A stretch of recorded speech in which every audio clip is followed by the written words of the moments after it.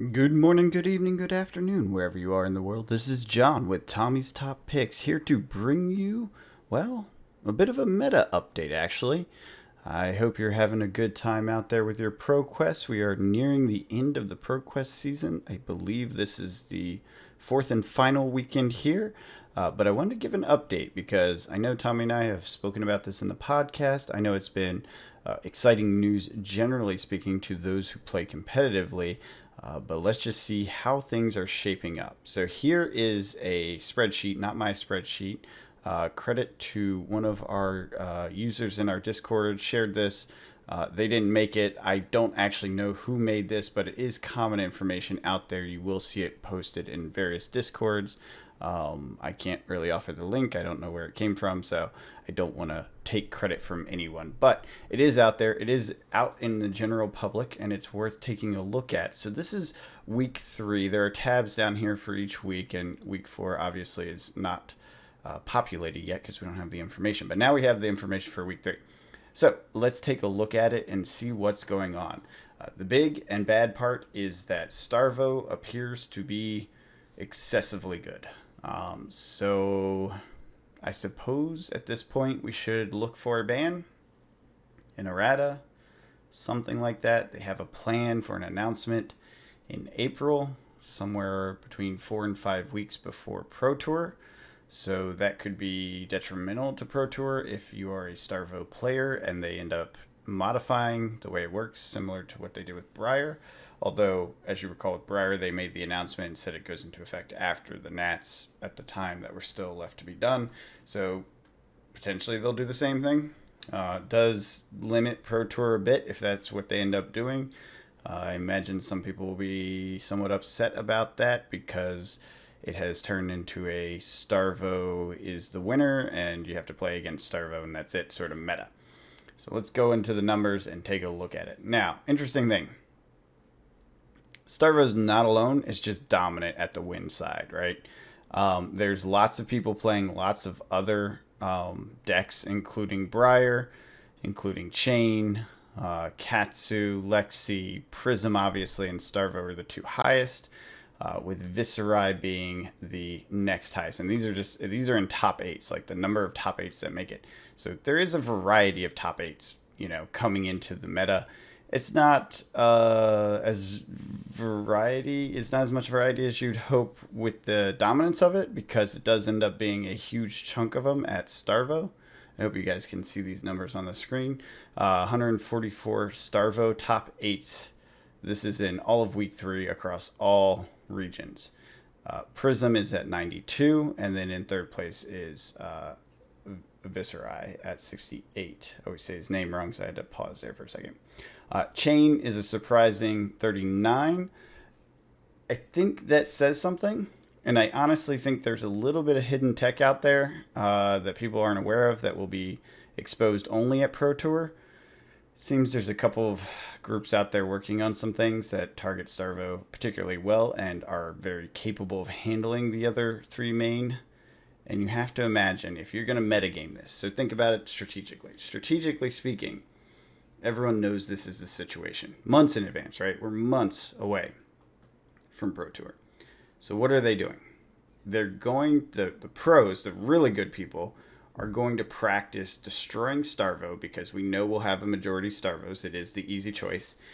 Destroying Prism, obviously going to be the second, and being able to handle Viserai, right? That is the way I would walk into that Pro Tour. So who do we think can do that? That I don't have the answer to because I am not that level of player. I do believe the top level players all have an answer for that. Now, the reality is, what happens? Because are they going to end up being ready to face each other? Are they going to end up knocking each other out, allowing a Starvo to win, who's a very strong Starvo, but not necessarily one of those, top creative types, right? Like very good pilot, not necessarily a very creative deck builder, right? That's a very real possibility that Starvo ends up winning because the creative types end up knocking each other out because they just have bad matchups against these off meta decks or, I guess counter meta decks. How about that? Very possible. something worth thinking about. So let's dig into week 3, and I'll do this with week 4 as well, because I think week 4 will be the most conclusive information. I waited for week 3 because week 1 and week 2, it's still settling. You know, you don't really know. There's some reactions happening. There was some stuff you could derive from what happened in week 2, but you don't really get to the meat of the situation until week 3, where you start to see the weaknesses and strengths and what the matchups look like. So, conversion percent. The best converter actually was Katsu at 25%. That is the percentage of ability to convert from the number of entries into a top 8 position. So a quarter of the Katsus that played around the globe ended up in a top 8 position. So no, I'm sorry. This 25%, is the number of top 8s versus the number of wins. So it is they had 3 total wins across the globe. 3 Katsus took the top spot out of the percentage of out of the number of top 8s across the globe. There's 12 top 8s, 3 won. That's a 25% conversion from top 8 to win ratio. So that is the highest ratio. It doesn't tell you too much about actual total win percentage in the world. That's these other stats, right? So Katsu converted the best. So that's an unexpected kind of number, a surpriser, right, if you will. Starvo was at 16%, which is actually below both Briar and Chain. So you figure these are both kind of surprisers behind Katsu as far as the conversion. So based on the number of top 8s they got, the number that got the highest number of actual wins, those are kind of the surprise winners. Obviously, Starvo isn't that surprising and comes in next, followed by a Lexi, and then we have the Dash, which is not very good. It's 1 out of 9 top 8s, and then after that, Prism and Viscerai. So part of that, I think, is just the pure number that got into the top 8. You got to realize that ratio tells you something about how many people are hitting the top 8 versus how many are winning the top 8. So when it gets to the highest level of competition, who can close the deal? This is why I say Katsu's a surprise. People didn't know how to play against him once he was in that top 8, and therefore he took more as a percentage of getting in there. But he barely got in there with only 12 versus 68 Viscerai, right? Like, think about that. Now, percentage of top 8, this is how many top 8s were in there. Starvo is a third of the field. So if all top 8s, a third of them are Starvos. 21%, a fifth of them are Prisms. And then everyone just drops off, right? I mean, Viscerai is 15%. Not terribly low, but still fairly low. So your meta is these 3 with heavy dominance, twice as many as the lowest of the 3 in Starvo. And a few, pieces in there as well. Chain being an outlier at 10. Another one to watch. I really do think Chain could be a surprise in Pro Tour, like the guy to play into it, right? Which would, a lot of the pro players I know love Chain, so they will come in with a Chain deck that's ready for just about everything and handles everything pretty well, with some gross new tech that people aren't watching because he hasn't been played a lot in ProQuest at this point. And then event wins, so total tops. This is where it gets a little scary. So Starvo is only 33% of the top 8. So representative population is a third. But his win ratio is above that. That means for the number, the ratio of wins is significantly higher, meaning he is a little overpowered. And what I mean by that is most of the time you're going to have a ratio that doesn't, it should be equal or less, right? Or I guess equal is kind of the ideal. It's like if that many got in there, that many win, kind of on a ratio, so it's kind of a funnel. That's not the case. It's disproportionately Starvo. Starvo is stealing wins from other players that are getting into that top 8 strata, but not being able to pull or close the win, meaning he is more powerful. Event wins for Prism being second place, going from 21 to 14%. Viscerai, less of a drop, 15 to 11%. Another one that does this, disproportionately win, is Chain. Again, a reason I say Chain is likely to be the counter meta in the Pro Tour, or maybe it's in the calling, because it evolves with each step, right? So maybe in the calling he becomes dominant, and then there's a counter to him in the Pro Tour when that comes. We still have a lot of time and a lot of practice between now and then. So this is where it's at. Bravo Starvo is obviously powerful. Prism's obviously a contender, mostly in beating out or having a chance against beating out Starvo, and then having a strong field against everyone else. Viscerai's in there, but is weaker significantly and has dropped off over the weeks. And then Chain is an upstart as of week 3. We will see where this progresses. I am actually a little curious to see how Katsu plays out, because 2.8% of top 8s and then 5.6, so another one of these inverted ratios where it gains quite a bit. Doubled actually in that the top 8 to event win. Again, Briar has also got that increase, but it's much smaller. Lexi has that increase. So these are kind of, again, the surprise, having a chance of getting there and going, taking more than their share, if you will, of the top 8 to the wins, which is interesting. It's something worth keeping an eye on, especially as this progresses. Once week 4 comes out, we'll do a more deep analysis and talk about like how this traveled across time, right? So week 1, week 2, week 3, how it adjusted, shrunk, increased, etc. And then kind of our predictions for Pro Tour, which will probably be completely wrong, because when you're talking pro level, you're talking teams working this data themselves and coming up with solutions and plans to play into this data. And that's ideal. That's what you want at that pro level. You want the serious contenders taking all this data into account and bringing their best game and blowing our minds with something unexpected. If we get to Pro Tour, and this is, of course, excluding any bans or errata that affect Pro Tour. I hope there aren't any.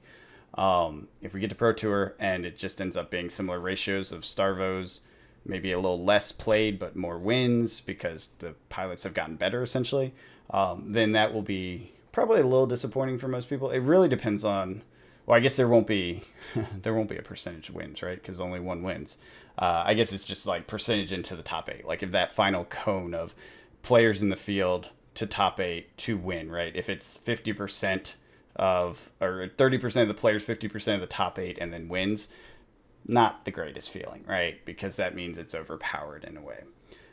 2 factors on that. People are talking about the banning happening as the factor that weighs into Pro Tour. I suspect it won't. It will be a post-Pro Tour, errata, which is fine. The other factor is the Living Legend points. I don't have it to pull up right now, but the Living Legends ended up being within striking range of hitting the max. Now, correct me if I'm wrong in the comments, but I believe as of the rule change, was it last year, middle of last year, something like that, middle of last season, the rule change on Living Legends, they still hold the rule that if you hit the point total, the effect of Living Legends doesn't come into play until the end of that season. So I think, and like I said, correct me if I'm wrong, but I believe that it still holds that if he hits Living Legends because of callings before Pro Tour, he's still viable for Pro Tour. I believe that's still the case. Post Pro Tour, though, that he'll immediately hit Legend status and be retired. I'm not sure that's a bad thing. He's very interesting. He surprised the situation. I'd rather be after Pro Tour so here's the downside. If they do anything before Pro Tour, despite the fact that the meta is kind of worked by him, it's a really unfortunate situation because you clearly have very good pilots playing him, playing hard, practicing hard, and doing a lot of work around him, both into him, right, expecting him to be there, and as him, right? And if they change that, errata it, or ban or Living Legends or any of these things happen before Pro Tour, it means they have very little time to adjust. The meta has little time to adjust, so it's going to be a messy meta and won't really say much more than week 1 ProQuest did, which we can, if you know anything about data analysis, you can say you know very little about what's about to happen based on week 1. That's the first kind of mashing of opportunities and possibilities. And so it would be like a week 1 again, which would be very unfortunate because it's supposed to be the top of the top, right? Top tier, practiced, ready, trained, etc. And if you want to maintain the spirit of that, you don't mess with the competition. You leave the format. You let the format play out as it is, and then you adjust afterwards for the next season, which I'm fine with. If they ban them afterwards or do something to make them weak, and then the meta can adjust going forward for the next season, beautiful, perfect, wonderful, like it. If they tweak it beforehand, if it's a minor tweak, it's probably still okay. Like the Briar tweak, I think, would have been like okay to go into Nats with, because the errata wasn't like a huge impact, but it did bring her down a level to make it more competitive. I'm okay with that. If there's a way to do that, I'm not a game designer. There might be a way to do that, but if it's a drastic effect on his power, it feels a little unfair. But it's their game; they can do that. I hope whatever they do, if they do it before Pro Tour, it is explicitly set up to create a more competitive scene, a more interesting meta for everyone that's practiced and put a lot of time and energy into this game at a professional level. Because I think that's what it really is all about at the end, and is very exciting to watch. And I have to say, I've really enjoyed ProQuest and playing in it and watching it and seeing the stats. It's been a lot of fun. I haven't been this excited about a competitive kind of event in a long time, of any type, sports, cards, whatever. So I think they're building a good foundation here with this. And yeah, it sucks. The balance isn't perfect. Okay, big deal. That happens, right? Sometimes you have star teams. They're just better, right? More funded, whatever, right? We're kind of sitting at that point right now. As this game progresses, because there's no rotating card pool, that's going to happen less and less, because more and more you're going to have, you sit down across the table from Viserai, and less and less about what you're actually facing off against, right? The more cards there are in each hero's pool, the more likely you don't know what you're facing when you sit down against them, because they can play aggressive, they can play control, they can play OTK, whatever, right? They can play different ways. And so you have an idea what it should be, but you don't know for sure, which adds that variance, which adds the more skill factor in the gamesmanship into it. And then going forward, the downside of that, I guess, going forward, is that when they introduce a new class, that class starts at 0 with a weaker card pool, short of it being a talented class, like I don't know, it's called a fire or a lightning bard. I don't know, I'm making shit up.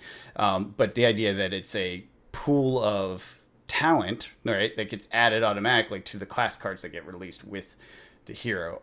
The alternative to that, or the possibility there, is that they release pre-con decks with a full set of different types of cards, in which case they come in with a pretty strong pool. I'm not sure how they're going to do that. I'm excited to see it. I really like how this is developing. I think it's going to grow over time, and we're going to see more and more interesting developments.